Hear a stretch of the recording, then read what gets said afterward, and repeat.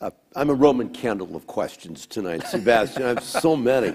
Why, I mean, how, okay, you have located the Korengal Valley as probably the hottest place in Afghanistan when you arrived. How did you manage to talk the Army into letting you go there and live with these troops? And I mean, you know, they're worried about their public relations, and having you, the author of The Perfect Storm, killed on their hands probably wasn't an appealing idea for them. Having arrived there, your position with and you were there for many months with these men, living with them, eating what they ate, being as stinky as they were, going on the patrols with them. And yet at any given moment, as they knew, you were choosing to be there and you could leave when you wanted to leave. How do you create trust? Were they able to forget that you were a writer and someone who might later on put something down that they would resent or maybe regret? I mean, there's too many questions probably, but I think they're all connected. Yeah. I mean, I'll just tell you briefly how the process goes. Like, if you want to be a journalist and you want to be embedded with U.S. forces, you go to the Public Affairs Office in Bagram Air Base, and, you know, it's like applying for a credit card. I mean, it takes about 5 minutes. You know, you do have to sign a waiver. You have to be an accredited journalist. You have to be working for a publication or a network. You can't just say, you know, I'm curious about this. You have to actually be an employed journalist. And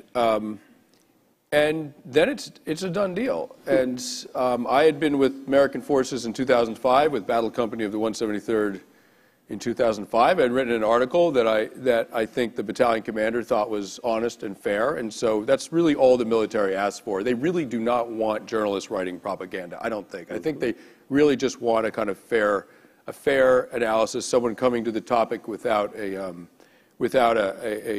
negative bias, just neutrality. And that's certainly me, you know. And so after that, I thought I was really amazed by my experience with this unit. And I thought if they go back to, I was completely against the Iraq War. But I thought in Afghanistan, a country that I'd been in since the mid-90s, you know, Western, foreign forces actually I thought could do a lot of good. So I just thought if Battle Company goes back to Afghanistan, I want to follow one platoon for a whole year. And so I just applied. And I told them I wanted to do this. And, you know, maybe some general would have had a problem with it, but fortunately a lot of stuff doesn't reach the generals. And at the lower level, you know, if you're, you know, whatever, if you sort of act well, then they give you a pass. And, you know, I think if Tim and I had been jackasses out there, Captain Kearney would have said, all right, that's enough of that. But we weren't, you know. And the men themselves, I mean, first of all, we had great credibility going in there because we were actually working for Vanity Fair magazine. And so they just imagined two really pretty hot women coming out there.